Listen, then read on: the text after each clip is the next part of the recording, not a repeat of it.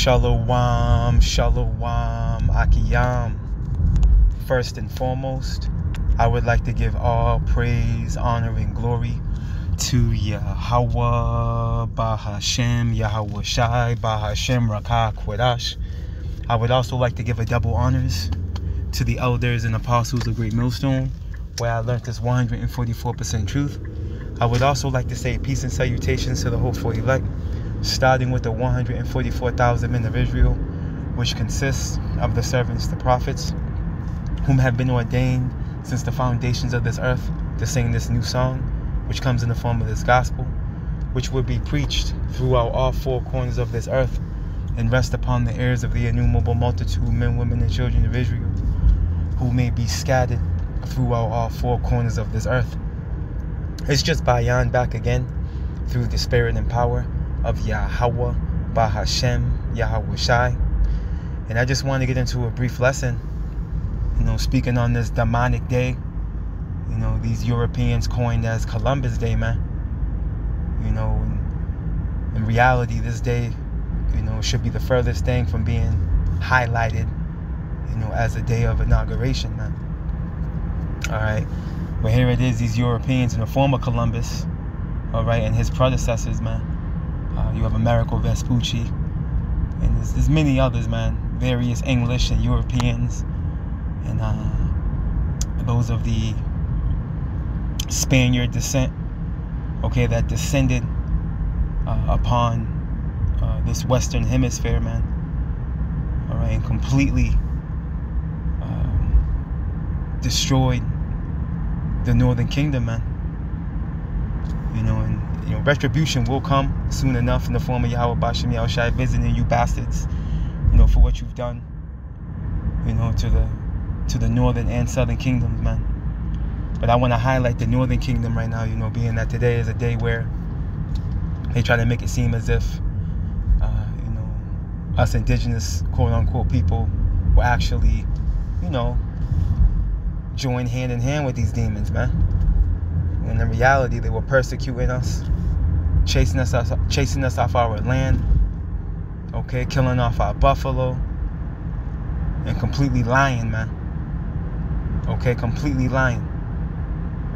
So through the spirit and power of Yahweh Bashem Yahweh Shai, let's get into a couple of scriptures showing you who this demon is, and also highlighting the fact that he will be paid back for what he's done. Esau, Edom, the so-called white man, will be paid back, okay, for what he has done. So through the spirit and power of Yahweh Bashem Yahweh Shai, let's start right here. Let's go to the book of Job, chapter 24, and verse 1, and it reads, "Why, seeing times are not hidden from the Almighty?" Right, times are not hidden from Yahweh. Okay? He's in control of time. All right? And he has no beginning or end. So what makes you think he doesn't record what has happened throughout the course of time? All the atrocities that you demons have done has been recorded. Okay? And all the blood that you shed of us so-called Negroes, Latinos, and Native Americans, it will be accounted for upon your visitation. Let's continue on. Do they that know him not see his days? Some remove the landmarks, which is against the law. Okay? They violently take away flocks and feed thereof, man. And this is what Evil E has done, okay, to the Northern Kingdom. Primarily over here on this Western Hemisphere, man. He violently, okay, took away flocks, man. Again, I mentioned the buffalo. You see? And this was it was a military stance he took, pretty much to cut off our livelihood, in efforts to have us be, having to have to rely on him,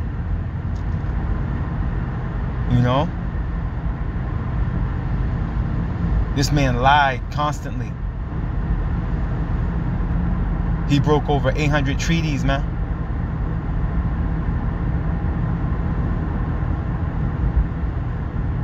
Or you think it's going to be okay? You think you're going to be able to erect this fourth industrial revolution and conclude, okay, your reign of terror in the form of the NWO? You're sadly mistaken, bastard. Alright, you have a lot to pay for, man. You have a lot to pay for, man. And your day of doom is coming upon you, man, soon enough. The book of Micah. Your day of doom is fastly approaching. The book of Micah chapter 2 and verse 2 and verse 1, and it reads, woe, man, which means destruction. Woe to them that devise iniquity. Right, so you devise iniquity. You create it. You create wickedness, man. Because why? You are the wicked. And work evil upon their beds. Right, meaning what? You're in your comfort. You're on your high horse, as they say in the world. You're in the position of power. Right? You have sovereignty right now. But that time is ticking. You're running out of time. The lofty ones are about to be brought low, man. When the morning is light, they practice it. Practice what? Iniquity. Because it is in the power of their hands, right? Job 9 and 24. But as I said before, you're running out of time. Tick tock. Tick tock. Micah 2 and 2. And they covet fields. Oh shit. Salaki, I'm gonna knock off. I missed my turn. Bear with me.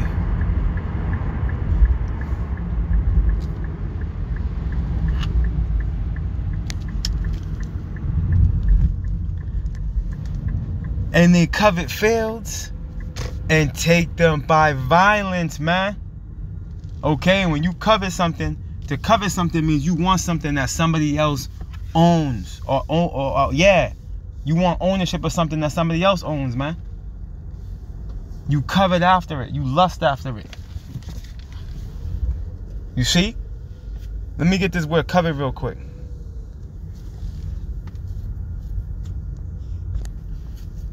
Covet. Let's get it one more time. Covet. Right, covet. Right? It goes into what? Yearn to possess or have something. Look at desire, crave. Bear with me, Aki. I'm gonna knock off. Bear with me. I'm just parking real quick. Look at similar words. Desire, right? Crave, want, fancy. You see? Somebody else's property, man. All right, this man is rapacious. Esau. Which when you get that word rapacious,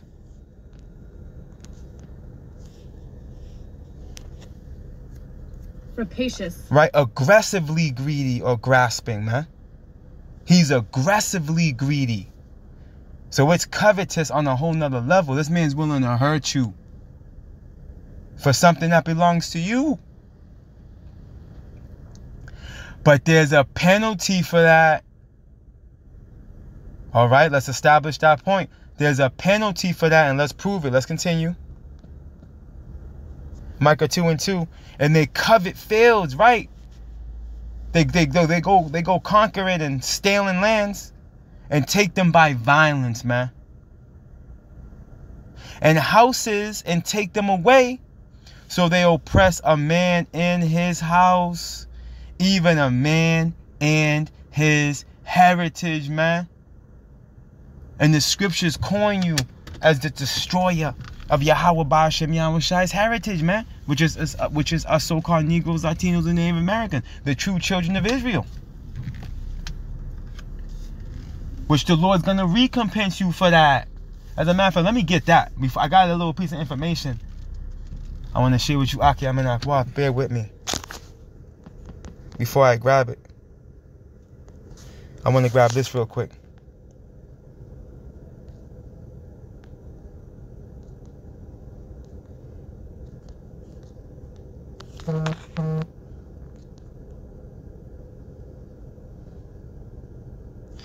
The book of Jeremiah, chapter 50, and verse 11, and it reads, because ye were glad, because ye rejoiced, O ye destroyers of mine heritage, because ye are grown fat as the heifer at grass and bellow as bulls. Man, right, you have all your heart desire. Okay? Your eyes stand up with fatness, man. You have more than one heart man hearts could wish. You see? But all Yahweh Bashim Yahshua was doing was hardening your heart like he did with Pharaoh and allowed you to get proud, okay? And efforts to bring you down, pursuing the Obadiah. Okay? Is what it boils down to. Because you must be out of your mind if you think you're going to get away with this. Now, I got this right here from Harvard Gazette, right? And it's an older piece of information. Believe it or not, it's from October 8th, 2020. But it's relevant. Why? Because of the talking point and the times that we're living in. Okay? Check this out. Look at the title. A day of reckoning, man. And that's what's coming to Evil E. A day of reckoning is coming to this man, man. And look at this statue of Columbus with the head cut off. This happened back in 2020. Okay? Which we know 2020 was during the time of the C-19er. And this is when that spirit of anti-Babylon really started flaring up. Check this out. And we'll read this first. Look at this heading right here. Pushing to end myth of Columbus and honor history of indigenous people. Right, celebrated by Italian immigrants in the United States since 1792. Columbus Day became a federal holiday in 1937 to commemorate the arrival of Christopher Columbus in the Americas. The explorer's reputation has darkened in recent years as scholars have focused more attention on the killings and other atrocities he committed against indigenous peoples of the Caribbean, right? Because Columbus didn't make it up to the north. He made it to Central and Southern Americas. Americo Vespucci made it up here. Okay, check this out. This year, and mind you, and when you go into his journals, it mentions that he couldn't put down the sword. This damn demon, he couldn't put the sword down. He just relished in killing us natives, man. You think you're gonna get away with that? Listen to this. This year, amid a national reckoning, mind you, this is 2020 information. This year, right, amid a national reckoning on racial injustice, protesters have toppled and beheaded statues of Columbus in various cities. You see that? While pressure grows to abolish the national holiday and replace it with one that celebrates the people who populated the Americas long before the explorer sailed the ocean blue. The Gazette asked some members of the Harvard community, is this the end of Columbus Day, and how can America best replace it? Now I want to jump down.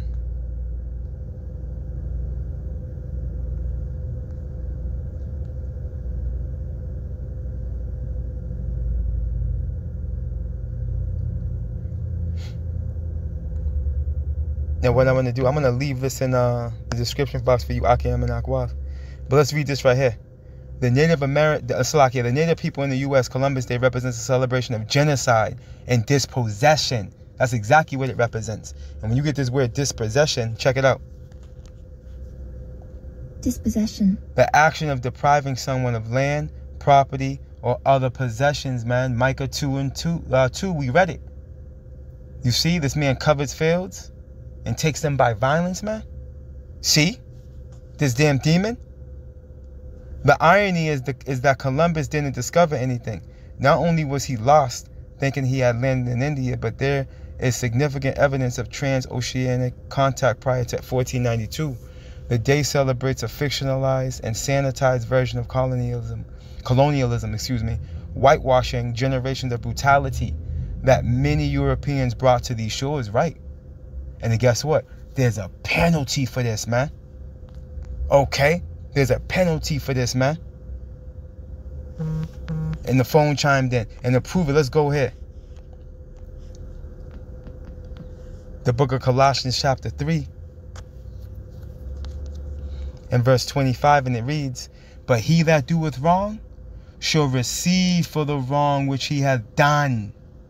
And there is no respect of person." And there's going to be no mercy, okay, when you receive that judgment for the wrong you have done, Esau. Okay, pursuant to James, the 2nd chapter. There's going to be no mercy. Let's find out why. The book of James, chapter 2, and verse 13, it reads, "For he shall have judgment without mercy, that hath showed no mercy." See? Why? "And mercy rejoiceth against judgment." See? So when your judgment comes, that's when you seek that mercy, because mercy is seasonable in a time of affliction. Pursuant to Sirach 35. So when the time comes when you need that mercy, because you've shown no mercy, and there's various pieces of information we can go into to prove that via your atrocities, you are going to receive no mercy when your judgment comes. And what also backs us up is the Zondervan Bible Compact Dictionary. When you go under Esau, you're the only neighboring city that wasn't promised any mercy from Yahweh Ba'ashem Yahweh Shai. Why? Because you showed no mercy. Your day of reckoning is on its way. You just wait and see. And there's going to be a divine visitation from the Almighty. Okay? And there's going to be nowhere to run for you. And there's going to be nowhere for you to hide. Terrors are going to come upon you, man. It's going to go ill. It's going to go ill for you, man. You see? It's going to go ill for you, man. Let's jump down there. There's a little piece I wanted down here. Look it. America could learn a lot from its first peoples, but it must start with the truth. Okay? And that's what's coming out real time. The truth. And nothing but the truth. So help us, Yahweh Ba'ashem Yahweh Shai, man. This is the time we're at. The book of 2nd Ezra. We'll close out right here. The book of 2nd Ezra is chapter 6. And verse 27. And it reads, "For evil shall be put out, and deceit shall be quenched." And how is this going to happen? By the visitation of our Lord Yahweh Shai. Yahweh Ba'ashem Yahweh Shai. That's how this is going to come into fruition. The physician is coming to cut off a long disease, man. 2nd Ezra 6 and 28. "As for faith, it shall flourish. Corruption shall be overcome." Okay, and the truth, which hath been so long without fruit, shall be declared, man. You see? And it's going to be the truth, the real truth. Not the truth of the world, okay, as the world coins it. No. The truth of the scriptures, man. The true understanding of who the chosen people are. Okay? The true understanding of who the wicked is. Alright? The true understanding of who's going to be delivered in these latter days. The true understanding of what's going to come in the eon to come. Okay? The truth, man. And this is what we're witnessing, man. Esau, Edom, the so-called white man, is losing the information war. And now he's in shambles, man. You see? And ultimately this man's gonna lose. Alright, there's no escape for what you've done to the so-called Negroes, Latinos, and Native Americans, man. Yahweh Ba'ashem Yahweh Shai is pissed, man. You touched the apple of his eye, man. There's a penalty for that, man. Then the Lord said, touch not my anointed, and do my prophets no harm, man. And that's exactly what you did. See? So guess what? There's a penalty for that. All praise, honor, and glory to Yahweh Ba'ashem Yahweh Shai Ba'ashem Rakah Quadash. Double honors to the elders and apostles of Great Millstone, where I learned this 144% truth. Lord willing, you Akiyam and Akwaf were edified. Shalom.